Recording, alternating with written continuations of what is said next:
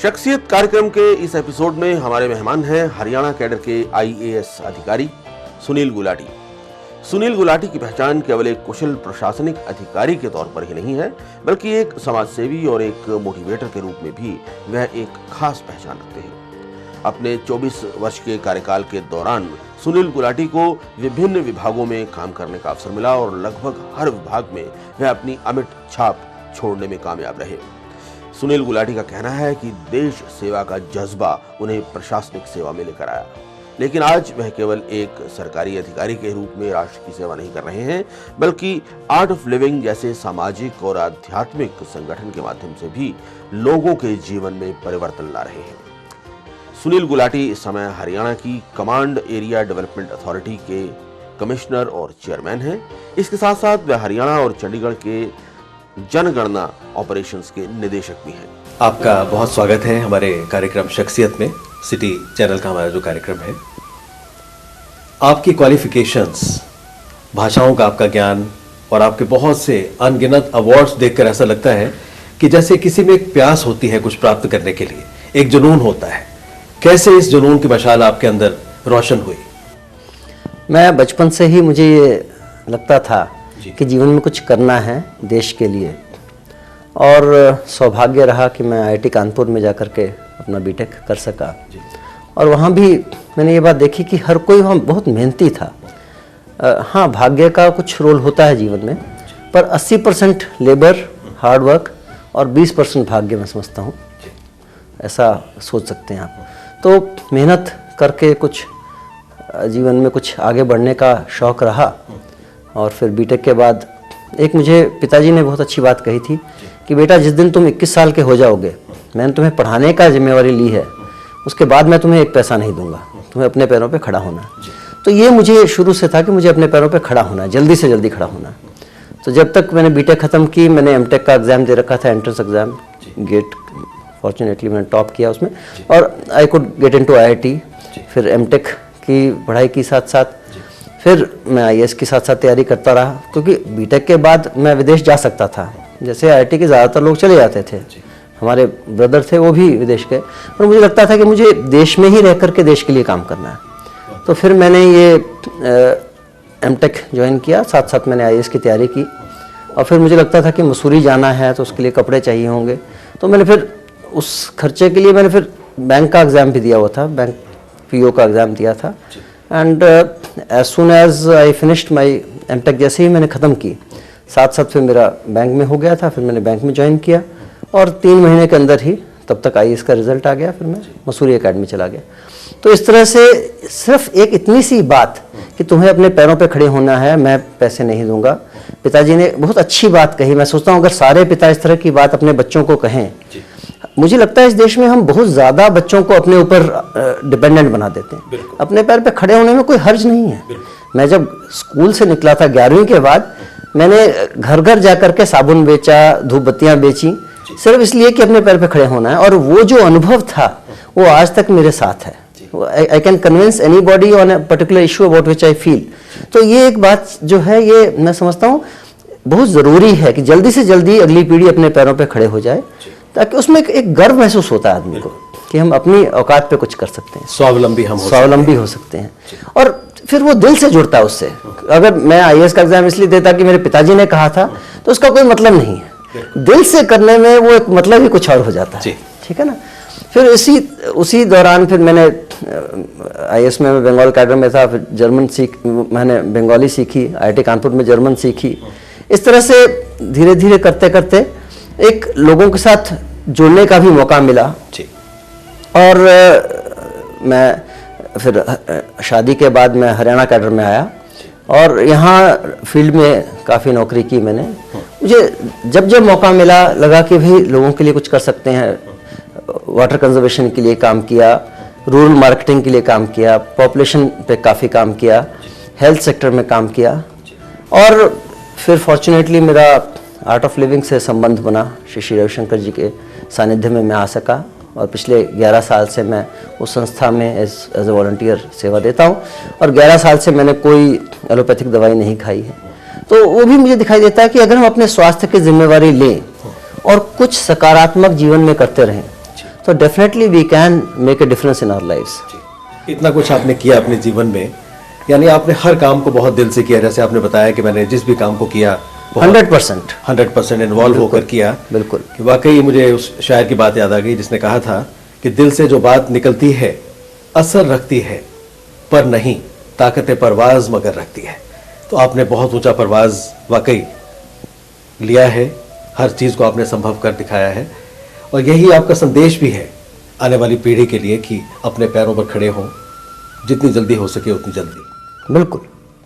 और जो आपने बात बहुत अच्छी कही कि जब तक, जैसे वो बुद्ध भगवान ने कहा था ना कि गुड़ खाना छोड़ दो, तो वो माँ कहती है आपने पहले क्यों नहीं कहा, तो तब तक उन्होंने खुद नहीं छोड़ा था। तो ये चीज़ मैंने भी देखी है कि जब तक हम अपने स्टाफ को भी कुछ कहते हैं, छोटी सी बात है, आप लोगों को कहते हो आप रिश्वत मत लो, अगर आप खुद लेते हैं तो आप किसी को कह नहीं सकते कि आप रिश्वत मत लो। बिल्कुल। जब आपकी स्लेट क्लीन है तो लोगों को समझ में आता है, फिर वो बहुत असर करती है जी, उनके मन में वो जज्बा पैदा हो सकता है जी। Otherwise it is a farce. जी। नाटक आप जो मर्जी कर लीजिए, वो सुनो लेटर लोगों को पता लग जाता है कि ये नाटक कर रहा है। काट की हांडी बार बार आग पर नहीं चढ़ती। पकड़ा जाता है। इतनी भाषाओं का आपने ज्ञान अर्जित किया, बहुत सी विदेशी भाषाओं का बोल सकते हैं, ये आप में कैसे शौक पैदा हुआ? देखिए, जर्मन मैंने आईआईटी में ही की थी, वो संस्कृत के करीब थी, तो मुझे ये देखना था कि संस्कृत, जर्मन टेक्नोलॉजी सबसे आगे है, तो वो उनमें सोच जो है, उनकी सोच और हमारे देश की सोच कहाँ मिलती है, वो मैं देखना चाहता था। अर्जेंटीना जाने का एक बार मौका बना तो मैंने स्पेनिश सीखी उसके लिए, और अर्जेंटीना में हम लोगों ने आर्ट ऑफ लिविंग प्रोग्राम भी शुरू किया, तो उस संदर्भ में मैंने स्पेनिश सीखी। तो बंगाली मैंने, जब मैं बंगाल कैडर में था तब सीखी, उर्दू पिताजी से सीखी। तो मैंने देखा है कि लोगों से उनकी भाषा में बात की जाए तो एक अंदर से तार जुड़ जाती है। तो डेफिनेटली अगर सीखने का मौका मिले तो सीखना चाहिए। ज्ञान अर्जित करने की एक पिपासा, एक लालसा आपके अंदर रही है, और वो धारा शायद अविरल बहती जा रही है। हमें बहुत अच्छा लग रहा है इस चीज़ को सुनकर आपसे। हाँ, जब भी मौका मिले अगर हम सीखेंगे तो आगे बढ़ेंगे। बिल्कुल। जो रुक गया वो खत्म हो गया समझ लीजिए। तो जीवन चलने का नाम है। बिल्कुल। तो डेफिनेटली। काफ़ी समय से आप सेंसस विभाग में हैं। हाँ जी। और सन 2004 में आपको राष्ट्रपति के सेंसस मेडल से नवाजा भी गया। आपने क्या उल्लेखनीय कार्य किए हैं इस विभाग में रहकर? देखिए, सबसे बड़ी बात जो मुझे सेंसस में रह के समझ में आई कि हमारे जो कर्मचारी हैं वो बुरे नहीं हैं, उनको ट्रेनिंग नहीं दी जाती। तो जैसे हमने जनगणना करानी थी तो हमने 29,000 लोगों को ट्रेन किया, और मैंने बड़ी इसमें आसान सी एक ऑडियो विजुअल विधि डेवलप की है।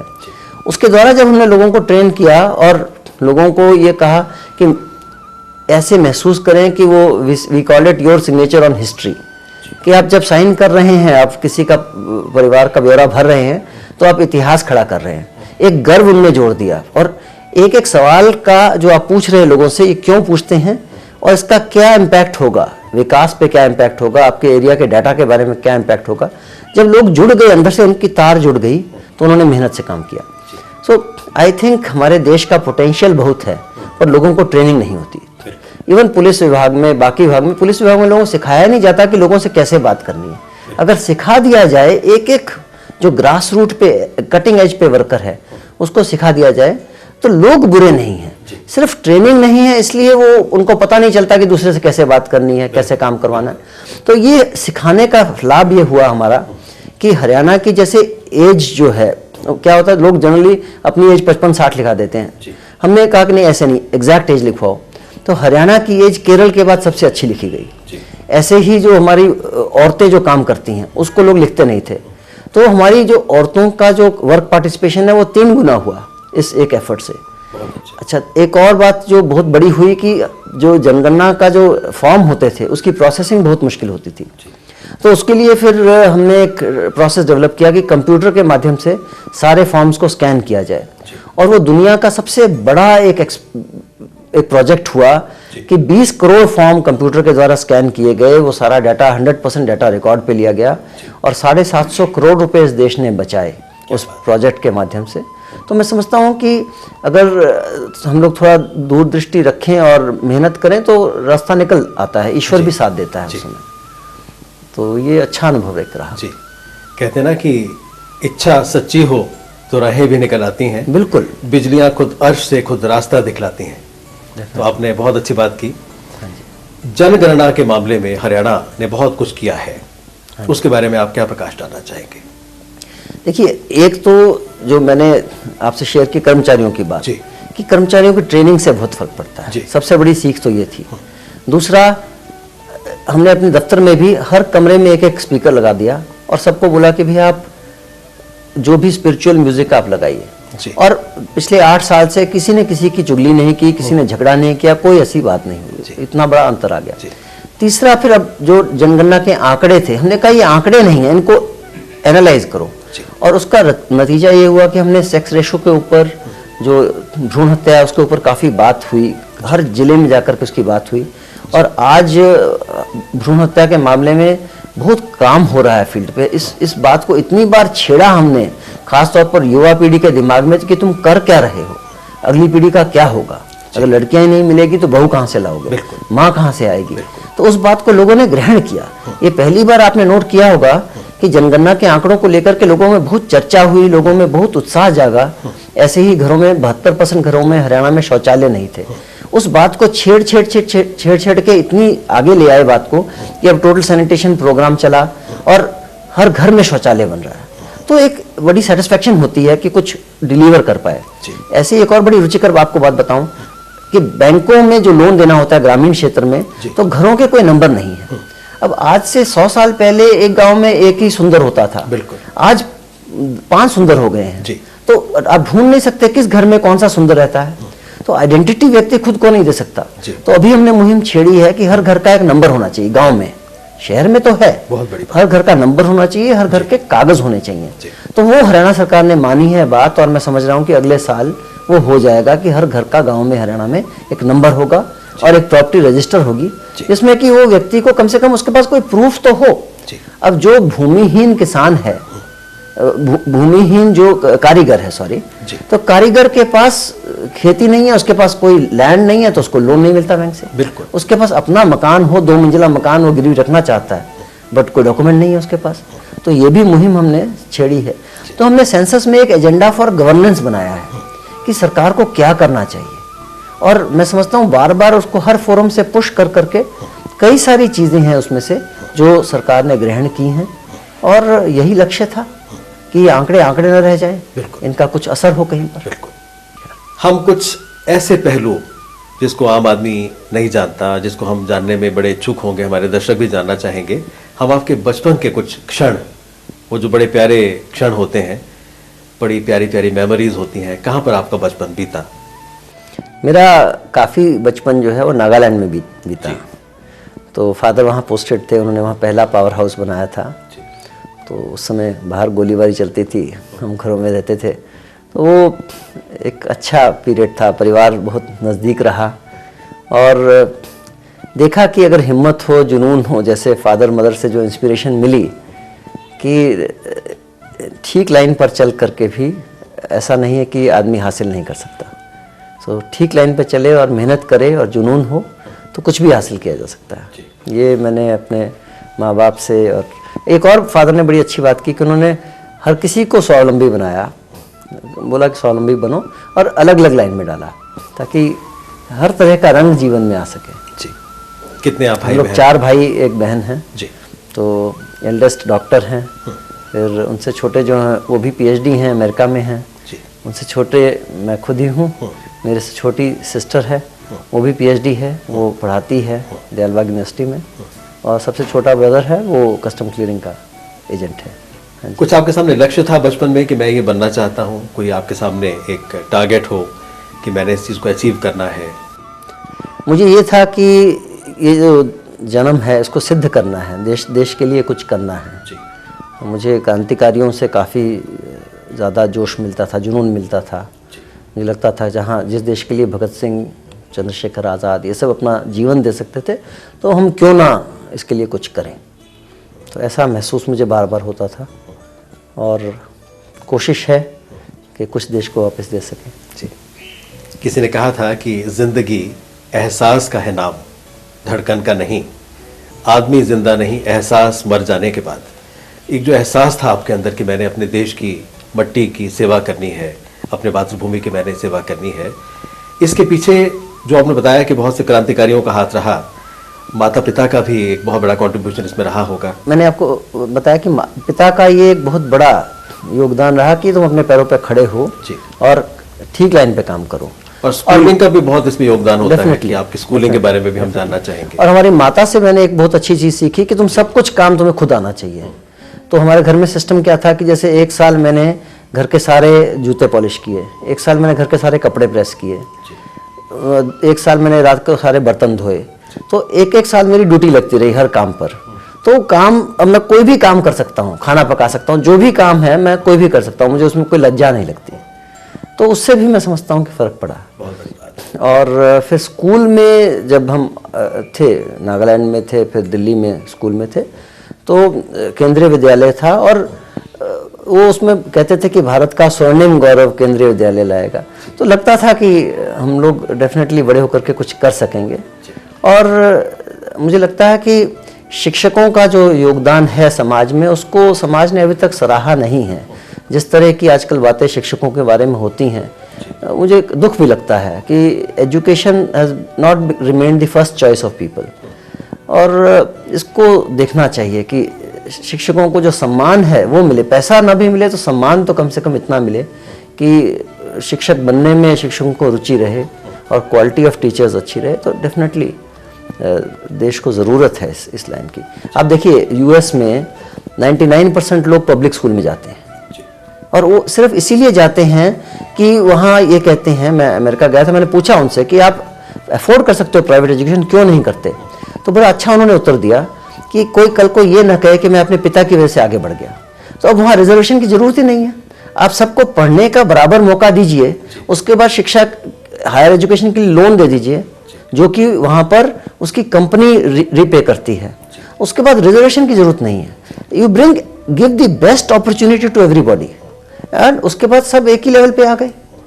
तो ये जो सिस्टम यहाँ पर हमने बना रखा है कि लोगों को प्रतिभा जगाने का मौका नहीं मिल रहा, मैं समझता हूँ वो मौका सबको मिलना चाहिए। Education should be free and available to everybody. और अगर आपके पास भोजन नहीं है तो they should be a hostel where I can go and stay, and because मेरे पास साधन ना हो पर प्रतिभा है तो मौका मिलना चाहिए। दुर्भाग्य है वो ऐसे बच्चों का। हाँ, तो वो देश को, और अब देश अफोर्ड कर सकता है, तो education should be our first priority जी। तो that I think we must do जी। आप आर्ट ऑफ लिविंग के साथ बहुत जुड़े हुए हैं और इसमें बहुत सी ऐसी चीज़ें हैं जिससे कि व्यक्ति का आत्मिक विकास होता है और एक सोच में हमारे बड़े परिवर्तन होता है। कुछ दिन पहले मुझे याद है कि मैं किसी ऐसी जगह पे गया जहाँ के आर्ट ऑफ लिविंग का एक कैंप लगा हुआ था। बाहर एक मैंने पढ़ा, लिखा था कि अपने जूते और अहंकार को उतार कर आइए, और मुझे वाकई लगा कि कितना कुछ एक अच्छा मैसेज मुझको मिल गया कि अंदर जाने से पहले वाकई मैं एक अपने अंदर संकल्प करूं कि मैंने इस ढंग से अंदर जाकर बैठना है कि अपने अहंकार को बाहर छोड़कर आऊं। मुझे बहुत अच्छा लगा। इसके बारे में आप क्या प्रकाश डालना चाहेंगे? आर्ट ऑफ लिविंग में मैं दो कारणों से आया। एक तो मेरी वाइफ को ये प्यास थी कि मैं संसार में क्यों आई, उसको ये उस प्रश्न का उत्तर चाहिए था, और कुछ ऐसी घटनाएं घटी जिनसे अल्टीमेटली उसको ये उत्तर यहाँ पहुँच करके मिला, और मैं भी उस तरह से साथ में जुड़ा।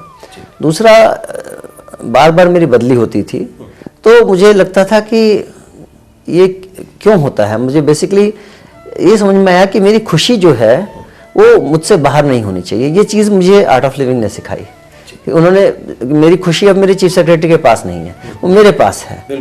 तो मैंने क्या करना है अपने जीवन में वो मैं खुद डिसाइड करूँगा। तो ये चीज़ जो है मुझे बहुत बड़ी एक बात जो है वो आर्ट ऑफ लिविंग जोड़ने से समझ में आई कि एक खोज बाहर की है, एक खोज अंदर की भी है। हम सारी ज़िंदगी बाहर ढूंढते रहें और चीज़ हमारे अंदर ही हो तो बड़ा भाग्य है। तो रोज़ आधा घंटा बैठो और सारा दिन मस्त रहो। तो इसमें जो ये बहुत अच्छा सिस्टम है जिसमें कि हम मन को कैसे कंट्रोल करें, और ज्ञान से मन कंट्रोल नहीं होता। मन को कंट्रोल करने के लिए कुछ और चाहिए, क्योंकि मन ही तो चंचल हो जाता है, तो ज्ञान भी मन में ही बैठा है। तो मन को पकड़ने के लिए कुछ और चाहिए जो मन से परे है, और सांस है जो मन से परे है। और आर्ट ऑफ लिविंग में ये बहुत सुंदर टेक्निक सिखाते हैं कि सांस के द्वारा कैसे मन को पकड़ो, मन को पकड़ो और वर्तमान में ले आओ। और मन जीत लिया तो जग जीत लिया। तो ये मेरे ख्याल से कोई करके देखे, बहुत आसान है। इसमें कोई ये नहीं है कि किसी गुरु को धारण करना है, पर सांस के द्वारा मन को कैसे पकड़ना, ये टेक्निक सीख लें और नियमित रूप से प्रैक्टिस करते रहें तो तनाव नहीं होता, बीमारी नहीं होती। और पिछले 11 साल से मैंने कोई अंग्रेजी दवाई नहीं खाई है, तो ये इसी के सहारे मेरी गाड़ी चल रही है। कैसे संभव है आजकल के तनाव वाले समय में कि कोई आदमी दवाइयों से दूर रह सके?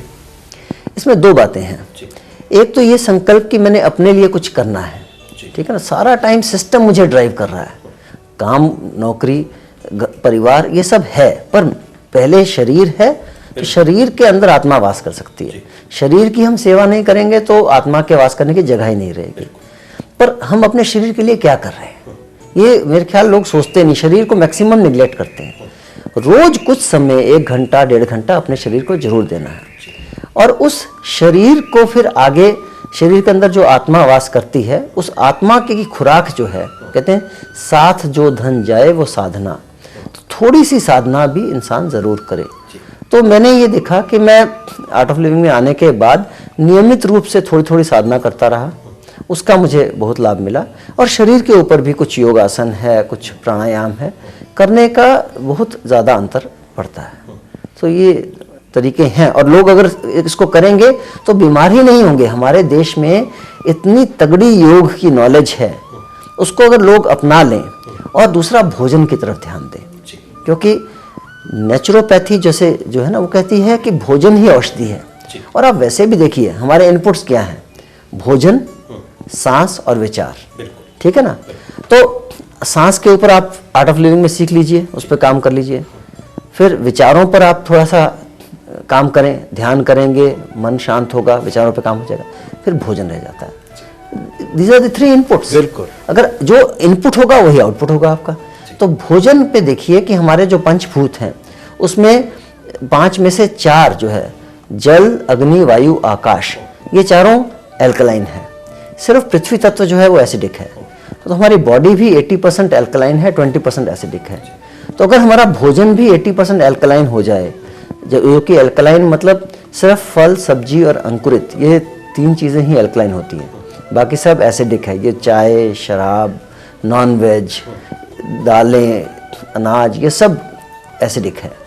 तो अगर हम भोजन अपना ऐसा कर लें कि 80% एल्कलाइन कर ले और 20% एसिडिक कर लें, तो definitely life can be different. और पिछले 8 महीने से मैं करके देखा है मैंने कि मैंने पिछले 8 महीने मुश्किल से 80 रोटियां खाई होंगी, और इतना फ़र्क पड़ गया है। शरीर हल्का रहता है, मन हल्का रहता है, लगता है कि जैसे आप फ्लोट कर रहे हो, बिल्कुल भारीपन नहीं रहता।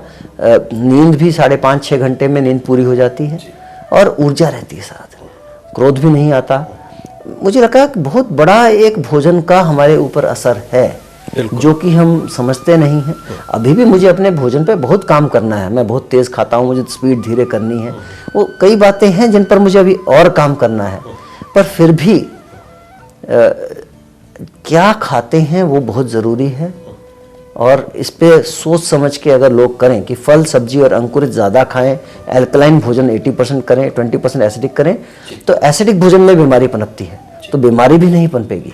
शरीर स्वस्थ रहेगा, मन स्वस्थ रहेगा, और अपने आप जीवन जो सही दिशा है, मन स्वस्थ हो तो जीवन की दिशा अपने आप अंदर से आती जाती है, वरना हम अंदर की बात सुन ही नहीं पाते। तो ये आर्ट ऑफ लिविंग और साधना और नेचुरोपैथी से मुझे ये समझ में आया कि अंदर की आवाज़ तुम्हें सुनाई देने पड़ती है, और अंदर की आवाज़ अल्टीमेटली यही है कि साधना अपने लिए करो और सेवा सबके लिए करो। कुछ ना कुछ समाज में, जीवन में, आपके संसार छोड़ने से पहले कुछ तो आपने औरों के लिए किया हो। तो 6 घंटे सेवा करो, 1 घंटे साधना करो, तो कुछ ना कुछ रोज लोगों के लिए, अपने लिए छोड़ करके, समाज के लिए, संसार के लिए कुछ ना कुछ तो करना ही है। अब देखिए, लोगों को मैं देख रहा हूँ, इतनी तनख्वाह हो गई है, इतने पैसा मिलता है, पर उनको पता नहीं क्या करना है। सारे दारू पी रहे हैं, वाइन पी रहे हैं, 1-1 लाख रुपए की वाइन पी रहे हैं, अगले सब सुबह यूरिन में निकल जाएगी। आपने 1 लाख की वाइन पी ली कि 200 रुपए की पी ली, अगले सुबह पॉट में घुस जाएगी।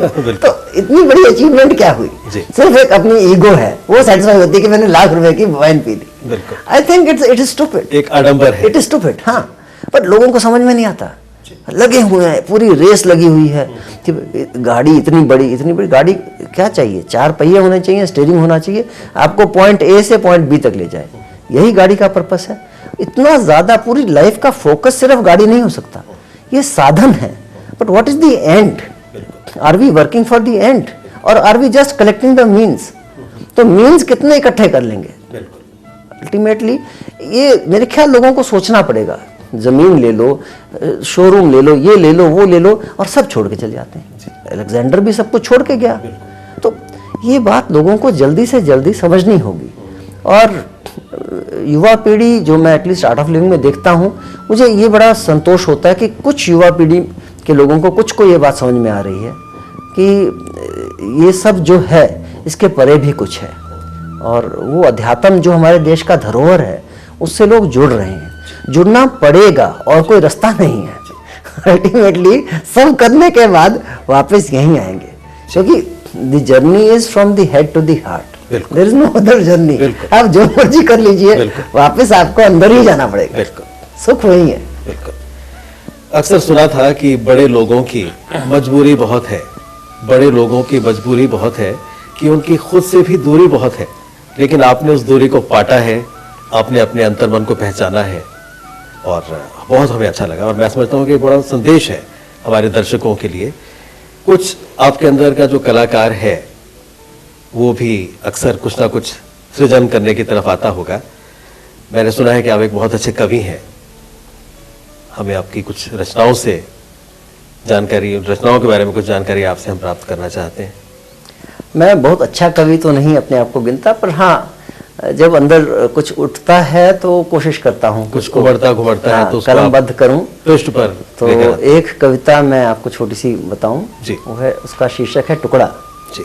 मैं टुकड़ा टुकड़ा नहीं हूँ, ये अच्छा वे बुरा टुकड़ा, मैं जैसा हूँ वैसा हूँ, इससे अच्छा भी हो सकता हूँ, क्यों नहीं, पर इस समय मैं ऐसा हूँ, इसे पूरा स्वीकार करो या टुकड़ों में बांटते रहो, तो हाथ आएंगे सिर्फ टुकड़े, और टुकड़ों के पैने किनारे हो सकता है तुम्हें चोट पहुंचा दे, इसलिए इन्हें छोड़ पूरा स्वीकार करो, जो जैसा हो उसे वैसा ही स्वीकार करो। बहुत अच्छा। तो ये एक अंदर से बात उठी थी कि हम जनरली लोगों के बारे में बात करते हैं, उनकी पर्सनैलिटी एक हिस्सा ले लेते हैं, पर व्यक्ति पूर्ण है।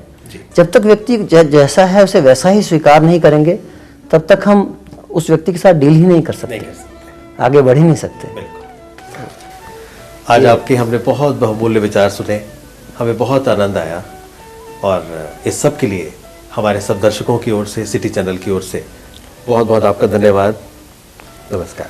नमस्कार, मुझे बहुत अच्छा लगा आपसे बात करते हुए।